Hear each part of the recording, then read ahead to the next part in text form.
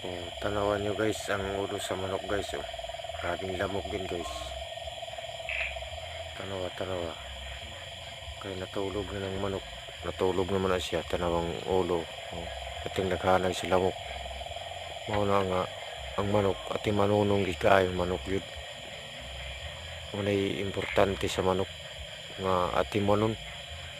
Kaya makahatag ng conspod sa iyang lamok.